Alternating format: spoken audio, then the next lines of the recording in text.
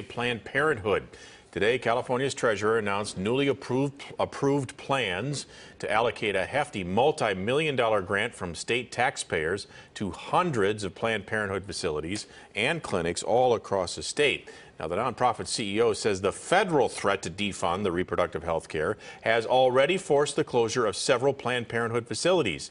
Critics say there's more behind it. Thanks for joining us this evening. I'm Sam Shane. And I'm Adrienne Moore. So why does Planned Parenthood need this money? CBS 13's Lamore Abrams is live at the state capitol getting answers from both sides tonight. Lamore. Well, Adrienne, Sam, Planned Parenthood's officials say they desperately need this money to keep Planned Parenthood clinics from closing, to keep more clinics from closing as they face new defunding threats from the federal government. But anti-Planned Parenthood people say this isn't about money, it's about politics. They're new parents and first-timers at Planned Parenthood. I'm not ready to have another kid right now. Maisha Mott and her husband are now armed with free birth control thanks to their local Planned Parenthood.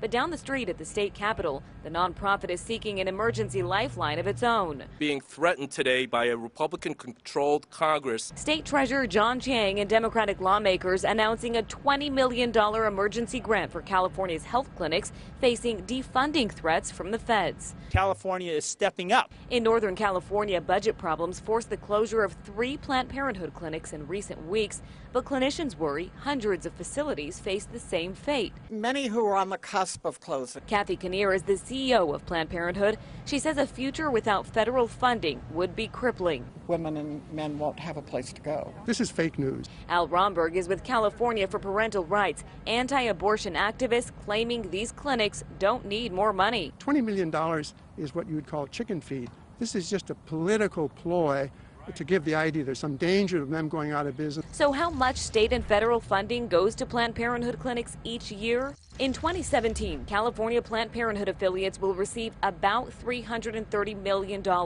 Approximately $60 million comes from the state. Close to $200 million is federal funds. But they also have a certain percentage of their budget that comes from private pay clients. According to the analysts who crunch the numbers, big foundations make up about 20% of Planned Parenthood's budget.